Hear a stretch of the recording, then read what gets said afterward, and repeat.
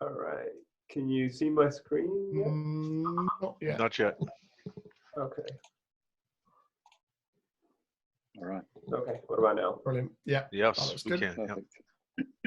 Okay, so I'm going to first point you to where a lot of the resources are to get informed on what our integration and what the workflow looks like.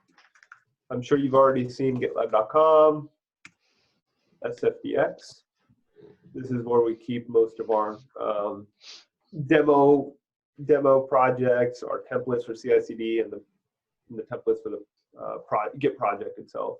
Yep. So I'll start with the GitLab project. This basically is bare bones file structure to store your Apex code or your metadata. Majority of this project I've seen mainly used for package-based development, but you can use it for org-based development. And just to be clear on what the two differences are, Lori, when I walked in, I think you were talking about how you can make visual changes on Salesforce. Yeah, I was just, exactly. Just some simple that- things that I've done, yep. So those are metadata changes. So that's like metadata associated with all the change that's associated and stored in your org. Now, if you pull that org down, if you pull that metadata down, there's some CLI commands you can run, and I'll show you that shortly. If you pull that metadata down locally, you can store it in, say, this Force app repo, and that's where your metadata would be held. You have to, I'm not 100% familiar with how Salesforce development works, but really that's where your source code is residing. And what you do with that source code, whether it's an Apex code, Java code, or if it's metadata that's prepackaged in that directory, you can package it with Salesforce as well. So that's basically the equivalent of like building a binary, right? But instead they just package it, which gets versioned and it's unlocked, and you can push it up into Salesforce, and you can version control that application itself, right? The alternative is if you don't package it, that's what you call, if you do package it, that's called package-based development. If you don't package it, that's called org-based development. And that's where a majority of the users are doing developing, is that a bunch of these orgs, they propagate changes through different orgs, and it's all a manual process. What we're hoping to do is with this template, get you started, get that metadata into Git, so at least that is being version controlled. And from there, you can automate that deployment and integration and testing process through the pipeline. So we have a template for the pipeline as well. So the project gets you started, the pipeline helps you automate, and then I'll show you some of the bells and whistles that we have in the pipeline and through a demo app on how you can use review apps and how you can do some security scanning, etc. as well. Sounds good. Okay. Any questions so far? Sounds great. Okay, cool. So by the way, we do have this project template now in GitLab, the product itself. So if I did do a new project and from template, you can actually select it in the dropdown. So let's go to SFDX here. So what I'm going to do is I'm going to just walk through that demo, and then I'm going to dive into the deeper parts of the CI/CD template and then the different aspects of the project template and how to set it up yourself if you wanted to. So this should be a demo that you should be able to deliver yourself based on what's available. If you wouldn't mind, while I'm talking, checking that you have access to the settings and have access to CI/CD, then you can validate that you can actually run the pipeline yourself. So if I go to the registry, within the Force app, this is where all the code is residing. In this example, I'll be showcasing package-based deployment. And so here's some of the variables you'll need if you're doing org-based or package-based, right? All these variables are already preset in this project repository, but basically,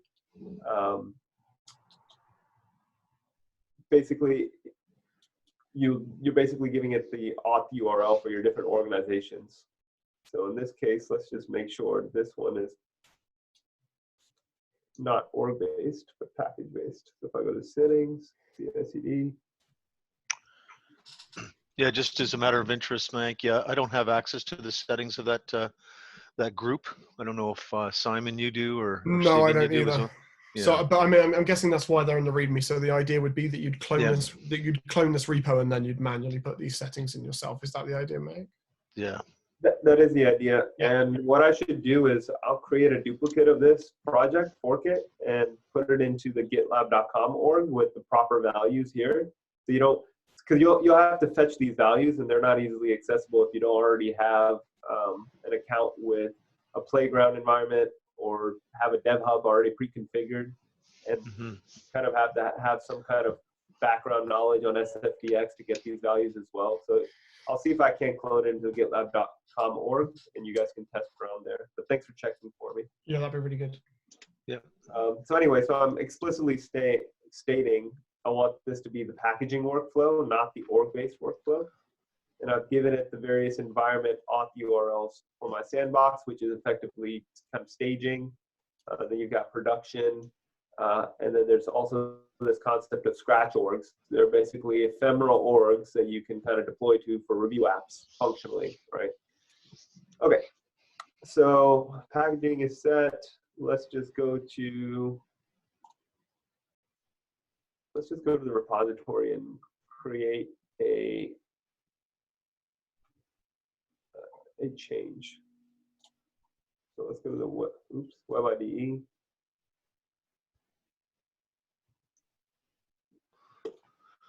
I'm just going to change an arbitrary file just to kick off a pipeline.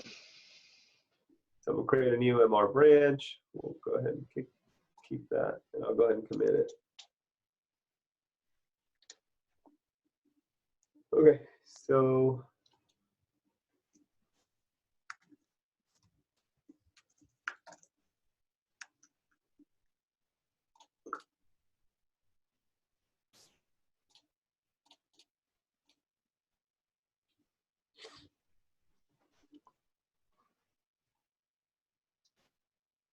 the pipeline will run. So the MR branch pipeline is a bit different than the master branch pipeline as defined in the CI/CD template. And so it'll do some preliminary testing like Apex SAST, some secret SAST, and some Lightning web components. It'll just do some, very simple testing to validate that the code is right, the link's correct, and some security testing as well. In this stage, it basically creates an ephemeral environment. This is what they call scratch orgs. It's relatively new to Salesforce. Not many people are using it today. Not many customers have adopted it today. However, you're seeing a bit of an uptick on other partners that actually develop for Salesforce's marketplace or app exchange. They're actually using it a lot more than your traditional enterprise customers. But anyway, we use this inherently. There is a quota limit for each customer. So if they're using the free tier of scratch orgs, I think they only get like 5 a day or something. But then they buy in increments more scratch orgs to have more ephemeral environments they can provision. And we're using these instead of review apps, effectively, is that? Yes, because the way Salesforce does application development, it's not like your traditional Node. It's not like your traditional Java app. It's not a Go app. It's not deploying to Kubernetes. So think of this as a review app environment where you can actually log in, interrogate Salesforce instance, and see your app visually. And then from there, it'll go to some testing for the Apex code that's in the scratch org. And from there, you can kind of review it and then merge it into master, and then it'll kick off actually a longer pipeline where it deploys to staging and then it deploys to prod through manual steps. So while that's running, I'm going to show you some previous pipelines. That scratch org, sorry, Mayank, that scratch org, is that, they have to set that up in advance, I'm assuming then, like some sandbox to do this? They just have to have this DevHub auth URL, and then their account with DevHub should have entitlements to scratch orgs, best of my understanding. So this DevHub auth URL is tied to their platform and their DevHub subscription, and this is the URL that they call APIs against to provision those scratch orgs. So Salesforce will do that automatically. And that's baked into the CI. So it's the equivalent of like an AWS key that allows you to create EC2 instances effectively. It's a Salesforce key that allows you to create scratch orgs. Yeah, I mean, this is just a URL to submit those API queries against. But yeah. with authentication, yeah. Yep. But they have to have a subscription or an account or something to DevHub. I Like believe they need to Salesforce. have subscriptions to scratch orgs if they want to do abundant scratch orgs. I think by default they get like 5 a day or something. I'm not 100% sure. But out of the box, they should be able to consume this. If they want to use it for many pipelines per day, then they want to use scratch orgs, then they'll have to bump it up. Technically, you don't have to use a scratch org. Many organizations can even just deploy straight to their staging environment and not even go through the ephemeral use case. It does cause a little bit more complexity because they're managing multiple environments that way. But you know, it's just deploying to a target. You can easily substitute scratch orgs, turn them off if you wanted to. There's an environment variable for that in the project. You can turn the scratch orgs off, or you could, you know, amend the CI/CD template to deploy to a sandbox org instead, which many customers are using instead. Okay. Yeah, a quick Google of like DevHub Salesforce comes up with a link to enable DevHub in your org, and it's got a load of the factors that you need to consider, which is like maximum 6 scratch orgs, maximum of 3 active at any one time, etc. But that's for the developer or trial licenses. So yeah, that makes sense. Yep.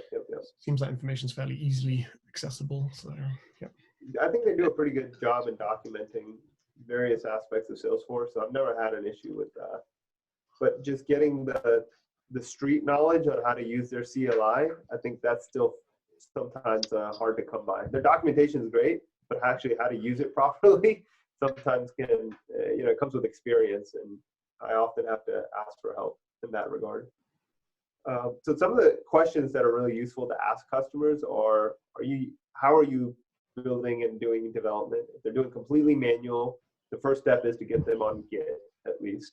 And if they are already using Git or are using some notion of version control and they want to automate the process, then you got to ask them, are you doing org-based where you're just managing metadata, or are you using package-based where you're actually creating the package and versioning it and then deploying it? And if they say they're using org-based or package-based, then comes the follow-up of like, okay, how do we automate this process?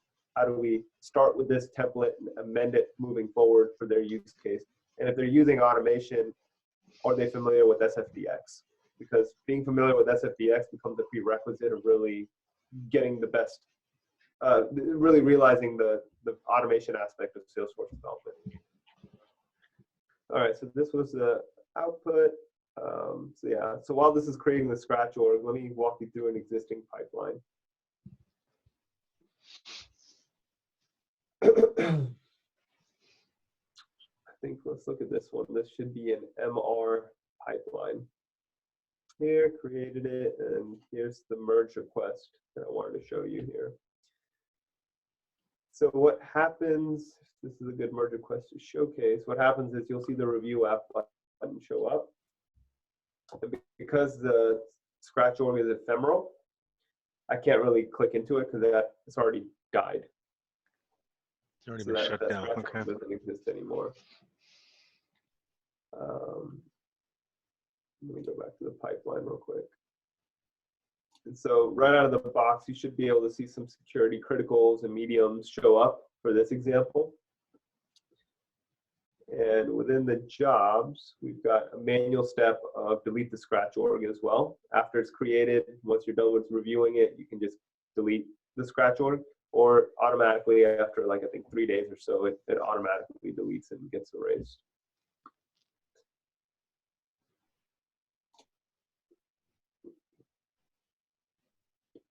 So if you you're working on an MR and you make your first commit and you create the scratch org, does that mean that for every subsequent commit it's going to recreate a new scratch org, or is it just going to update the existing one that's already there?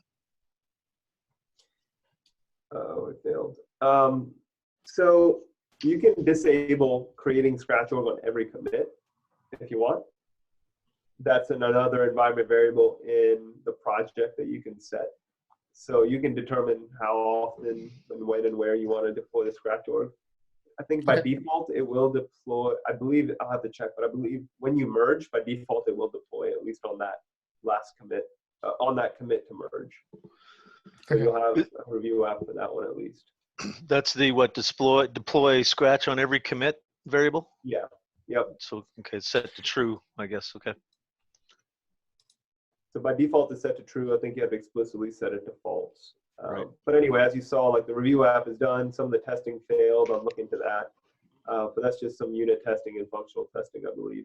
So if we click on the view app, it automatically logs you into the org. So this is straight single sign-on, directly accessible. And the app that we deployed is called the Bike Store. So if I go into, the UI changed a bit. Uh-oh. It might not have deployed the app because the unit testing failed, so it didn't do the deploy. Let's check here. Yeah, so it wasn't able to upload the artifacts. Darn, not sure why. Okay, so this is something I gotta troubleshoot. It was working last time. Me and Lori were on the call with the customer. I'm not sure where that failed now. It was Live demos. It never fails, eh? the scratch org, I mean, it deployed properly. Like, what would the test do after that? If the test fail, like, yeah. Let me show you what it's actually doing. So you're just rerunning it? Yeah, just to see what happens. So here it's installing the CLI, installing JQ for querying scratch org, authenticates against the URL. Sweet. So this runs some test scratch org name. So this is running some SFDX testing. So if you look at the SFDX command, it's doing some Apex testing for code coverage, and I think it includes linting as well. And then furthermore, when you actually upload the artifacts, if you look at the CI/CD template, you can kind of look at what the outline, what actual testing is actually doing. Because I think it uploads the artifacts and then tests against the data that's already there. Mm. So look at the CI/CD template and look at the test job. Let's see. Francis wrote this, so he's a lot more familiar than I am with this. Okay. Test Apex.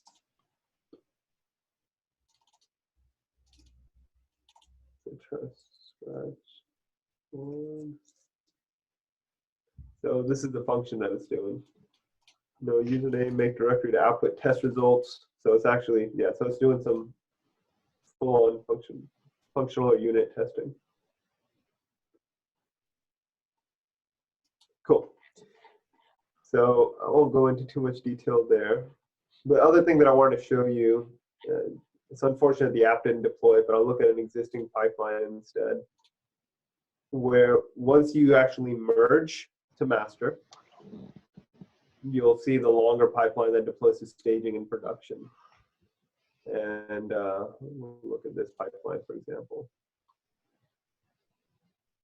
So this one goes through testing again. It creates another scratch org to do some functional unit testing.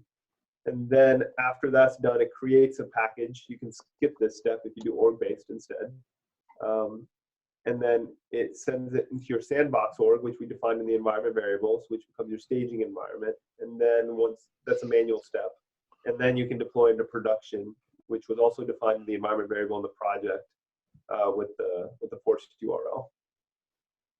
And that pretty much concludes what the demo can do and what the pipeline looks like. In the MR, you see environments for prod, review, and staging as well.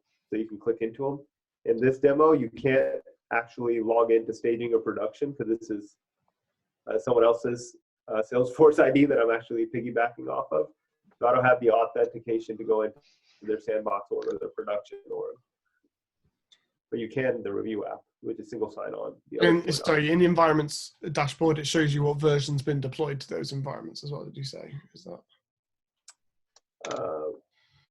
In the environment. Operations environments, yeah. We can't see it.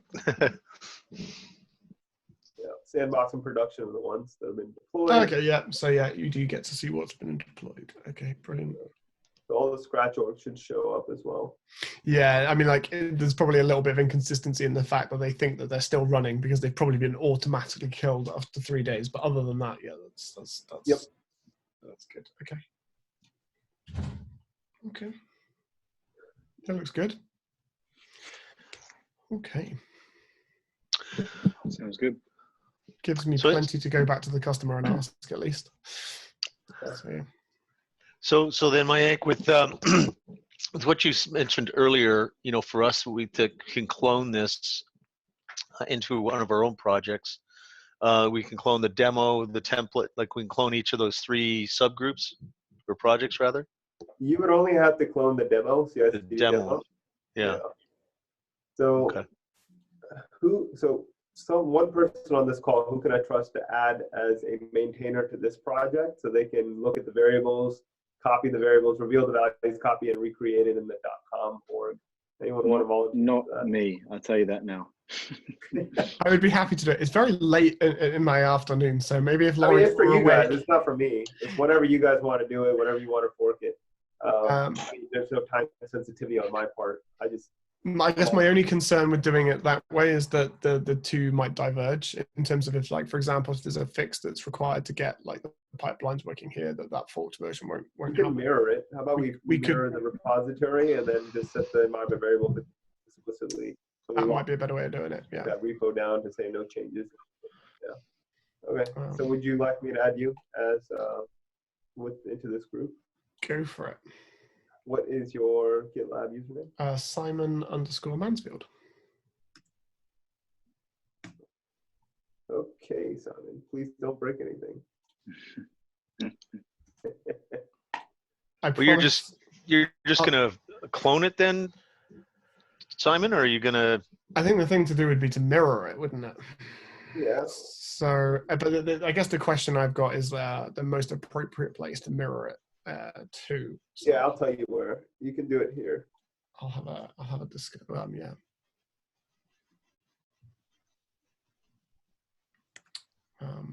And then it's just a case of copying the environment variables across. So that should be relatively easy.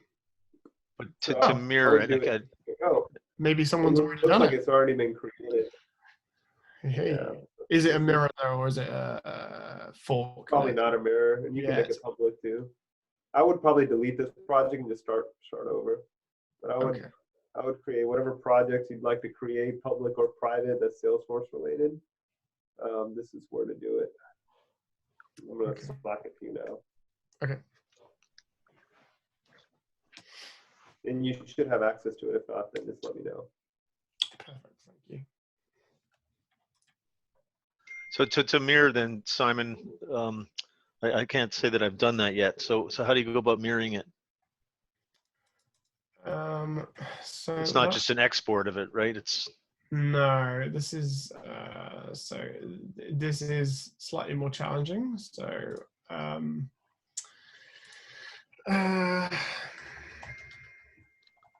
there's ways you can set it up, but so you can do push or pull mirroring, but I just trying to think which way we'd want to do it. Oh, using Git. So yeah, you can. So basically, there's a whole section in the GitLab docs on repository mirroring. Right. Okay, never mind. I'll figure that out. But yeah, I to be honest, I haven't done it as like an internal mirror before, so I'd have to read them as well. Yeah. Okay, fair enough. But yeah, that seems like the most sensible way of doing this, because then that means that if any changes are made to the demo in one place that or in the original place where it's being maintained, then we'll get the benefit. Well, that's the key, right? Is that you don't want to just copy and then miss out on any changes. Exactly. Yeah. So okay, push or pull mirroring. I see it here. Yeah. Okay. Yeah. I'll have a read through that and figure out how to do that. Cool. Yeah. Look, that was really useful, Mayank. Laurie, thank you. Certainly gives us plenty to go with back to the customer with, and then we can continue to, refine this, can't we, behind the scenes? Yeah, there is some I guess like there's a webinar there if you guys wanted to see a webinar. I mean, Mayank and Francis had did a couple of webinars with Salesforce I guess some other stuff there as well that's been included in the actual demo project README file. So might be some useful background material there as well. Yeah, I mean, I think the first case is, finding out exactly what their use case is in terms of whether they're doing it org-based or package-based, where they are with their journey in that sense. Then it's a case of like showing them what we can do to support those two different methods. And then it's going to be a case of answering questions that they may have on those points. So I may just get back in touch, but yeah, it's a really good starting point. So and there's plenty there to look at. So, yeah. Thank you both for your time. And if someone wouldn't mind posting this recording on YouTube Unfiltered for any other CE that may be interested, that'd be awesome. Yeah, happy to. I'll do it. Awesome. Okay. Cool. Thanks, everybody. Okay. Well, thank you all. Talk to you all later. Bye, everyone. Cheers. See ya. Bye now. Bye. Cheers. Bye.